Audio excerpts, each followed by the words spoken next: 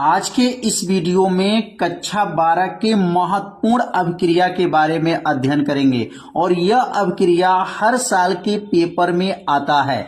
यदि यह वीडियो को आप सभी लोग देख लेते हैं तो 2 नंबर जो है आपको पक्का हो जाएगा। तो आप सभी लोग इस वीडियो को पूरा जरूर देखिए। तो आज के इस वीडियो में युग्मन अभिक्रिया के बारे में समझेंगे। युग्मन अभिक्रिया क्या होता है तो यहाँ पर ध्यान देंगे। युग्मन अभिक्रिया अगर हम परिभाषा लिखेंगे तो बहुत ही आसान है। पहले हमको लेना पड़ेगा बेंजीन डाई एजोनियम क्लोराइड। क्या लेंगे यहाँ पर, लिखेंगे यहाँ पर benzene diazonium chloride, benzene diazonium chloride, इसको हमको लेना पड़ेगा।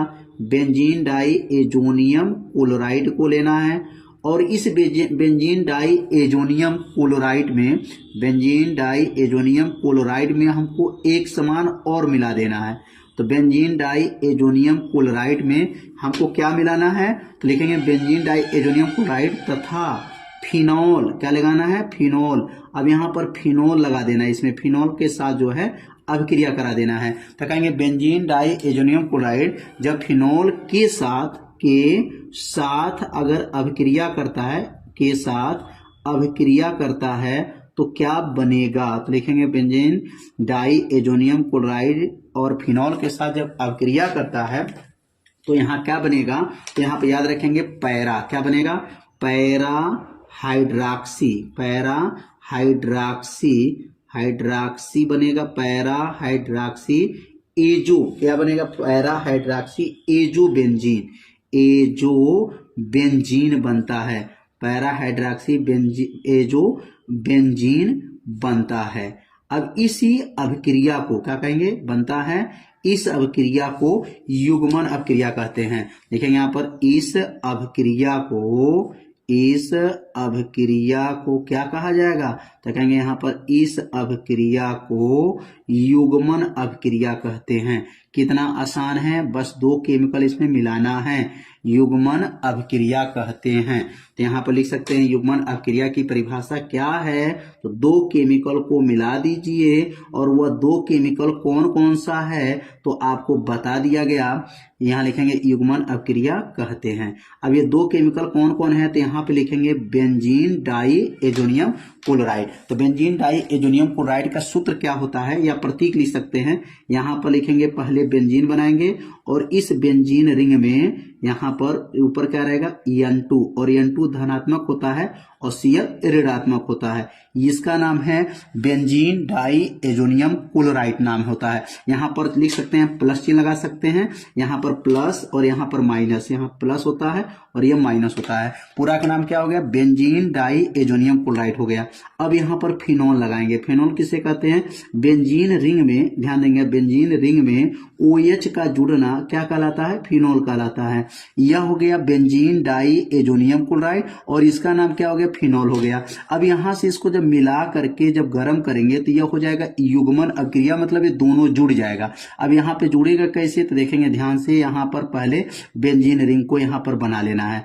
अब यहाँ बेंजीन रिंग जब बन जाएगा यहाँ से तो यहाँ पर पहला लिखेंगे, यहाँ पर N डबल बॉन्ड हो जाएगा और यहाँ N हो जाएगा। अब इसके बाद से यहाँ से पुनः यहाँ पर बेंजीन रिंग बनाएंगे और यह हो जाएगा युग्मन। क्या बन जाएगा, युग्मन अभिक्रिया हो गया। देखिए अब युग्मन का मतलब क्या हो गया कि यहाँ पर जो बेंजीन रिंग था N के पास, दोनों पैरा के पास, तो इसको पैरा बोला जाता है। पैरा और पैरा पर लगा हुआ है और ये युग्मन क्यों बोला गया, क्योंकि यह दोनों जुड़ गया, इसलिए इसको युग्मन बोला जाता है। जोड़ा, युग्मन होता है जोड़ा। यहाँ जोड़ा जो है बेंजीन लगा है और देखेंगे यहाँ से OH है तो यहाँ पर पहले क्या लगा देंगे, OH हो गया। अब यहाँ से समझिए, यहाँ से एक हाइड्रोजन निकल गया, इसके ऊपर देखिए बॉन्ड लगा था, यहाँ बॉन्ड लगा था, एक बॉन्ड यहाँ हो गया, एक बॉन्ड यहाँ हो गया, लेकिन एक बॉन्ड बेसी हो रहा था, इसमें से एक हाइड्रोजन समझिए निकल गया, तो एक हाइड्रोजन इसमें से निकला और एक Cl के साथ लग जाएगा तो क्या बन जाएगा यहाँ पर HCl। लास्ट में क्या लिख देंगे, यहाँ पर प्लस करके प्लस लिखेंगे यहाँ पर HCl हो जाएगा। अब HCl कहाँ से आ गया, इसमें का एक हाइड्रोजन और यह एक Cl, यह तो मिला करके HCl बन गया। अब इसी अभिक्रिया को क्या कहा गया है, युग्मन अभिक्रिया कहा गया है। तो युग्मन अभिक्रिया की परिभाषा कितना आसान है, बस थोड़ा सा आपको ध्यान देना है। क्या क्या मिलाना है, बेंजीन डाई एजोनियम क्लोराइड में फिनोल को साथ मिला करके जब गर्म करेंगे और कितने डिग्री पे गर्म करेंगे तो इसको भी याद रखेंगे, 273 से 278 केल्विन तक टेम्परेचर पे गर्म करना है। याद रखेंगे 273 से 278 केल्विन पर टेम्परेचर पे जब गर्म किया जाएगा तो इसका नाम क्या हो जाएगा, पैरा, इसका नाम हो जाएगा हाइड्रॉक्सी, पैरा हाइड्रॉक्सी, इसका नाम हो गया पैरा हाइड्रॉक्सी एजो बेंजीन, इसका नाम है एजो बेंजीन, इसका नाम हो जाएगा एजो बेंजीन, इसका नाम हो गया पैरा हाइड्रॉक्सी जो है एजो बेंजीन बन चुका। तो उम्मीद करते हैं यह अभिक्रिया आप लोगों को अच्छे से समझ में आ गया होगा। याद रखेंगे कि रायमंड टिमान अभिक्रिया किसे कहते हैं, रायमंड टिमान अभिक्रिया से आप क्या समझते हैं, तो सबसे पहले यहाँ पे लिखेंगे जब फिनॉल की जो क्रिया होगा किसके साथ कराया जाएगा, क्लोरोफार्म के साथ कराया जाएगा। लिखेंगे जब फिनॉल की जो क्रिया है, लिखेंगे जब फिनॉल की क्रिया, फिनॉल की क्रिया किससे कराएंगे, तो फिनॉल की जो क्रिया है वह क्लोरोफार्म, किसके साथ, क्लोरोफार्म तथा पोटेशियम हाइड्रोक्साइड, इसका मतलब कहेंगे KOH के साथ कराई जाती है। अब यहाँ पे देखेंगे जब फिनॉल की क्रिया किसके साथ करा रहे हैं, KOH के साथ कराई जाती है, के साथ कराई जाती है तो क्या बनता है, तो लिखेंगे यहाँ पर कराई जाती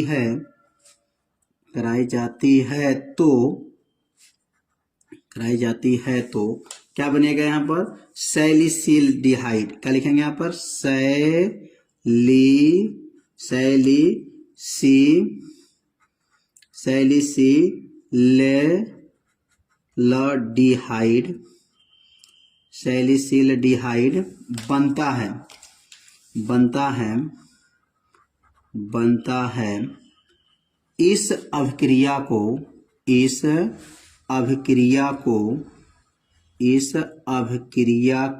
क्या कहा जाएगा, इस अभिक्रिया को रायमंड टिमान अभिक्रिया कहते हैं, रायमंड टिमान अभिक्रिया कहते हैं, टिमान अभिक्रिया कहा जाता है, अभिक्रिया कहते हैं। कितना आसान अभिक्रिया है, बस थोड़ा सा आपको ध्यान देना है। अब यहाँ पर पहले फिनॉल ले लेंगे। फिनॉल का सूत्र क्या होता है, तो फिनॉल का सूत्र जो है आप सभी लोग जानते होंगे कि बेंजीन रिंग में क्या जुड़ा रहेगा, यहाँ पर बेंजीन रिंग में OH अगर जुड़ जाए तो यह हो जाता है फिनॉल। और क्लोरोफार्म का सूत्र क्या है, CHCl3 और यहाँ आ जाएगा KOH, इसका नाम होता है पोटेशियम हाइड्रोक्साइड। अब यहाँ से जब इसको क्रिया कराएंगे तो यहाँ पर क्या बनेगा, तो यहाँ पर पहले बेंजीन रिंग बन जाएगा और बेंजीन रिंग पर जो है अब यहाँ पर OH तो रहेगा, यहाँ पर OH तो रहेगा, ये फिनॉल जो था इसमें नीचे आकर के CHO जुड़ जाएगा, क्या जुड़ेगा, CHO। अब इसी का नाम क्या है, सैलिसिलडिहाइड नाम है। और उसके साथ क्या बनेगा, उसके साथ बनेगा KCl बन जाएगा, प्लस हो जाएगा और क्या बनेगा, H2O बन जाएगा। अब यहाँ पर देखेंगे Cl 3 है और यहाँ Cl 1 है। अब संतुलित करने के लिए 3 लगा देंगे, अब 3 हो गया और यहाँ पर जो संतुलित करने के लिए यहाँ पर भी 3 लगा देंगे। अब क्रिया क्या हो जाएगा, संतुलित हो जाएगा। और यहाँ पर H2O, ये मतलब यहाँ पर हाइड्रोजन 2 दूना 4 हाइड्रोजन यहाँ हो जाएगा और यहाँ हाइड्रोजन कितना है, 3 यहाँ है और 1 मिलकर के 4 हाइड्रोजन यहाँ हो जाएगा। तो दोनों पक्ष क्या हो जाएगा, संतुलित हो जाएगा। तो उम्मीद करते हैं ये आप लोगों को अभिक्रिया अच्छे से समझ में आ गया होगा। तो रायमंड टिमान अभिक्रिया क्या है, जब फिनॉल की क्रिया क्लोरोफार्म के साथ पोटेशियम हाइड्रोक्साइड के साथ कराई जाती है तो यह बनेगा सैलिसिलडिहाइड बनेगा और यह बन गया पोटेशियम क्लोराइड बनेगा और यहाँ पर जल बनेगा। समझेंगे कार्बिल एमीन अभिक्रिया क्या होता है। तो कार्बिल एमीन जो अभिक्रिया होता है इसमें प्राथमिक एमीन को लेकर के और जो है एल्कोहली समूह मतलब पोटेशियम एल्कोहली समूह क्लोरोफॉर्म के साथ जब इसको गर्म किया जाता है तो यहाँ पर आइसोसाइनाइड बनता है, और आइसोसाइनाइड जब बनता है इस अभिक्रिया को ही क्या कहते हैं, कार्बिल एमीन अभिक्रिया कहा जाता है। तो यहाँ पर लिख सकते हैं जब प्राथमिक एमीन, अब यहाँ पर जब लेंगे तो जब प्राथमिक एमीन को क्रिया कराएंगे, लिखेंगे जब प्राथमिक एमीन, जब प्राथमिक एमीन, जब प्राथमिक एमीन को एल्कोहाली, एल्कोहाली, एल्कोहालीय, एल्कोहालीय KOH, KOH तथा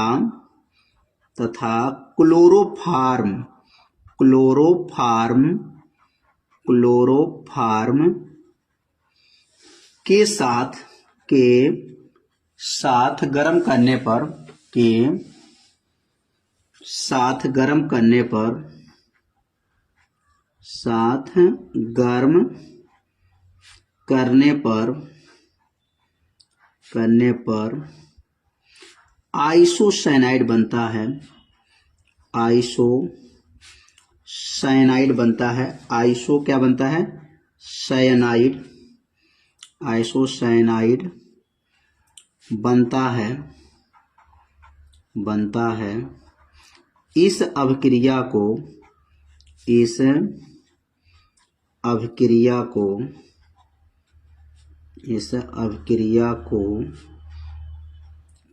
कार्बिल एमीन अभिक्रिया कहते हैं, कार्बिल एमीन अभिक्रिया कहते हैं।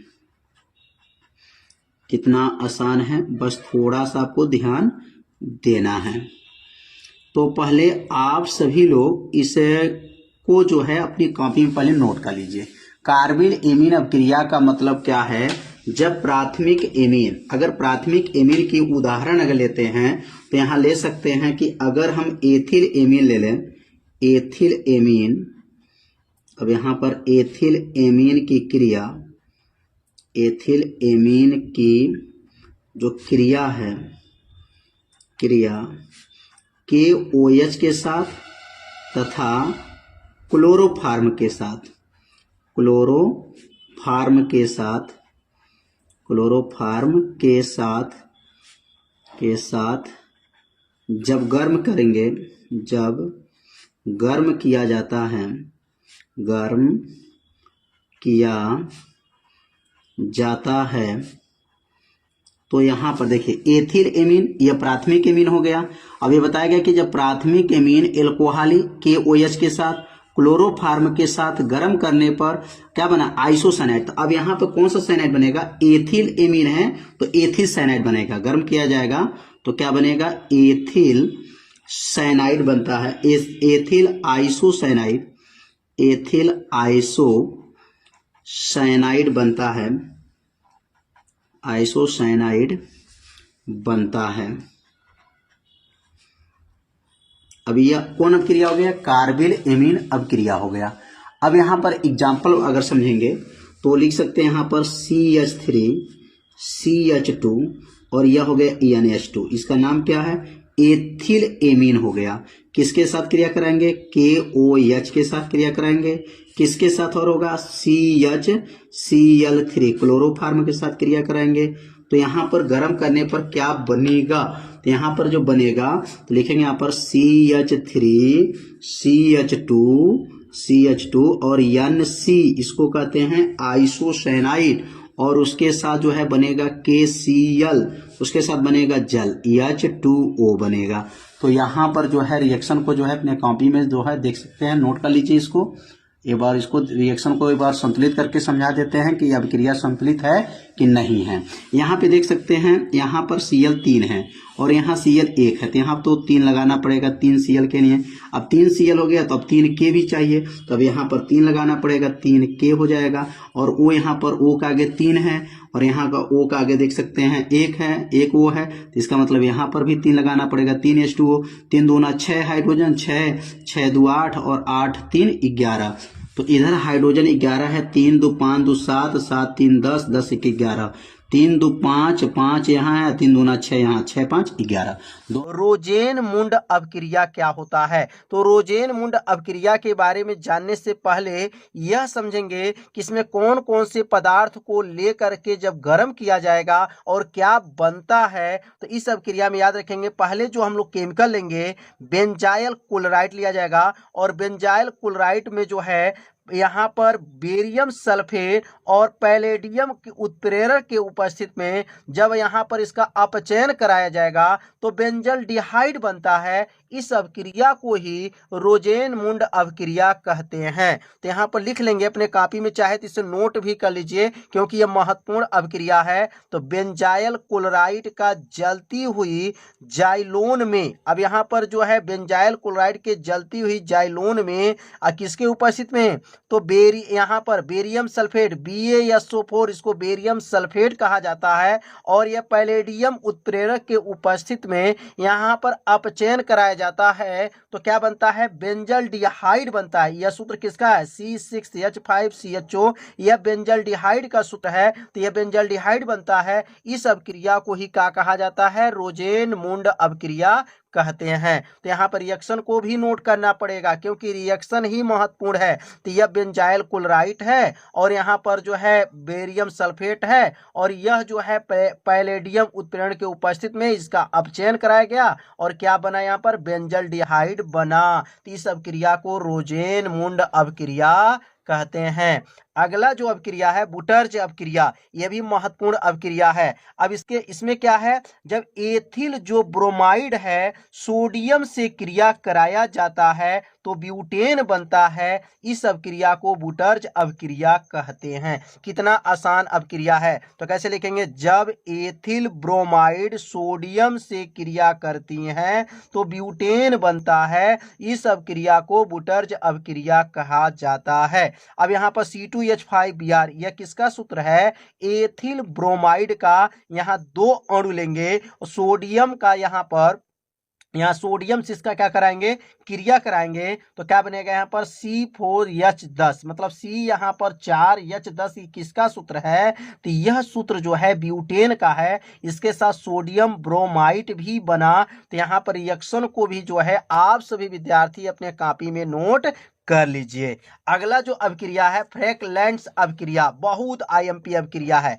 इसमें क्या होता है, जब एथिल ब्रोमाइड की क्रिया, अब यहाँ देखिए एथिल ब्रोमाइड की क्रिया किससे कराई जाती है, जिंक से कराई जाती है। अब इसके ऊपर हम लोग क्या पढ़े हैं, सोडियम से कराई जाती है। अब यहाँ किससे कराई जाती है, तो यहाँ पर जिंक से कराई जाती है तो ब्यूटेन बनता है। इस अवक्रिया को फ्रैंकलैंड अवक्रिया कहते हैं। कितना आसान है। तो लिखेंगे C2H5Br, यह किसका सूत्र है, तो एथिल यह ब्रोमाइड का सूत्र है और यह जिंक के साथ क्रिया कराया जाता है। तो यहाँ पर C4H10 जो बना है यह किसका सूत्र है, तो ब्यूटेन का सूत्र है। तो यह ब्यूटेन जब बना है तो इस अवक्रिया को क्या कहा जाएगा, फ्रैंकलैंड अवक्रिया कहा जाता है। तो आप सभी विद्यार्थी इस अवक्रिया को अपने कॉपी में नोट भी कर लीजिए क्योंकि यह अवक्रिया बहुत ही महत्वपूर्ण है। अब अगला अवक्रिया कैनिजारो अवक्रिया। अब कैनिजारो अवक्रिया क्या होता है, तो इसमें लिखेंगे जब फार्मल्डिहाइड, इस क्या है, फार्मल्डिहाइड का सूत्र क्या है, SCHO होता है।